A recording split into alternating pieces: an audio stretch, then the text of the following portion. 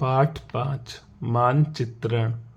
हम देश तथा दुनिया में स्थित सड़कों, रेलों, कस्बों, समुद्रों, द्वीपों आदि की जानकारी मानचित्र तथा ग्लोब के माध्यम से करते हैं। मतलब मानचित्र और ग्लोब के माध्यम से हम क्या जानकारी प्राप्त करते हैं?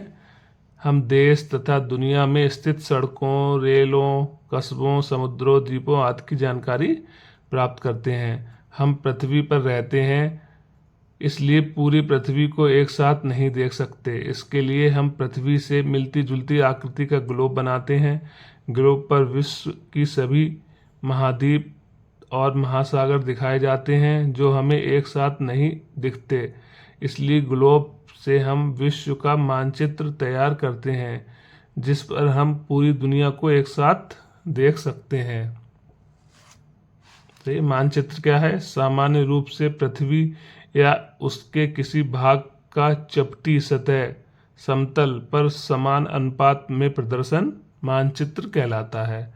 मानचित्र की परिभाषा क्या है? सामान्य रूप से पृथ्वी या उसके किसी भाग का चपटी सतह पर समान अनुपात में प्रदर्शन करना मानचित्र कहलाता है।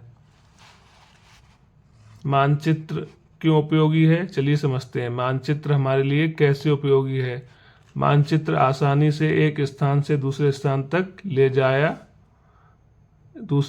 तक लाए और ले जाया जा सकते हैं। मतलब हम मानचित्र को एक स्थान से दूसरे स्थान पर आसानी से ले जा सकते हैं। एक स्थान से दूसरे स्थान पर आसानी से ले जा सकते हैं हम मानचित्र को। भूमि, सड़कें, रेलें, कस्बों और गांवों को ग्लोब की अपेक्षा मानचित्रों में अच्छी तरह से दिखाया जा सकता है। मानचित्र की सहायता से हम भूमि, सड़कें, रेलों, कस्बों और गांव को ग्लोब की अपेक्षा मानचित्र में अच्छी तरीके से समझ सकते हैं। हम विश्व का अथवा इससे किसी एक भाग का मानचित्र तैयार कर सकते हैं। इसमें जो जानकारी चाहें उसे दिखा सकते हैं। चलिए आगे देखते हैं। मानचित्र के प्रकार। मानचित्र के कितने प्रकार होते हैं? भौतिक मानचित्र पृथ्वी के प्राकृतिक स्वरूपों जैसे पर्वत, पठार, मैदान आदि, महासागर आदि को दर्शाने वाले मानचित्रों को भौतिक मानचित्र कहते हैं। राजनीतिक मानचित्र राज्यों, नगरों, शहरों तथा गांवों और विश्व के विभिन्न देशों, राज्यों तथा उनकी सीमाओं को दर्शाने वाले मानचित्र को राजनीतिक मानचित्र कहते हैं। थीमेटिक मानचित्र कुछ मानचित्र विशेष जानकारियां प्रदान करते हैं, जैसे सड़क मानचित्र, वर्षा मानचित्र, वन तथा उद्योगों आदि के वितरण दर्शाने वाले मानचित्र इत्यादि। इस प्रकार के मानचित्र को हम क्या कहते हैं? थीमेटिक मानचित्र कहते हैं। आगे देखते हैं। भू राजस्व मानचित्र। इन मानचित्रों में भूमि का बंटवारा, सिंचित क्षेत्र, विभिन्न प्रकार के भू उपयोग, कार्यालय, विद्यालय, अधिवासों और औद्योगिक क्षेत्रों को दिखाया जाता है। ठीक है, आगे समझते हैं। क्या आपने कभी सोचा है कि मानचित्र में कौन कौन से घटक होते हैं जिनकी जानकारी मानचित्र को समझने के लिए आवश्यक होती है? चलिए समझते हैं। दिशा, दूरी और प्रतीक।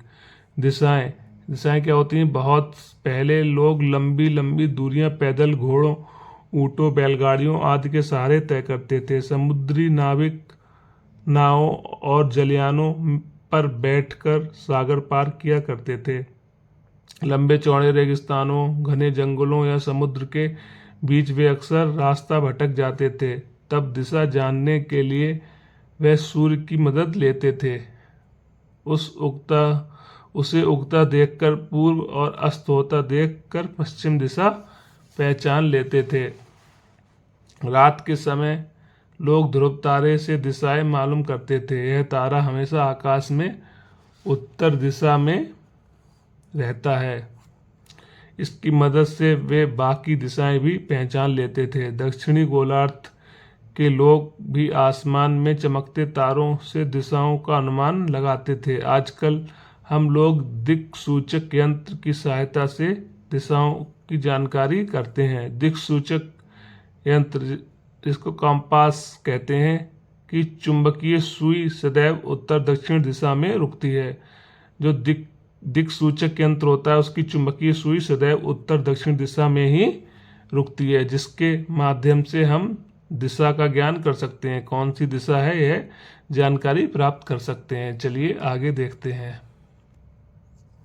दूरी मानचित्र एक आरेखण होता है जो पूरे विश्व या उसके किसी एक भाग को छोटा कर कागज के एक पन्ने पर दर्शाया जाता है, अथवा यह कह सकते हैं कि मानचित्र छोटे पैमाने पर खींचे जाते हैं, लेकिन इसे इतनी सावधानी से छोटा किया जाता है कि स्थानों के बीच की दूरी का अनुपात वास्तविक रहे। यह तभी संभव हो सकता है जब कागज पर एक छोटी दूरी स्थल की बड़ी दूरी को प्रदर्शित करती हो। इसके लिए एक पैमाना या मापक चुना जाता है।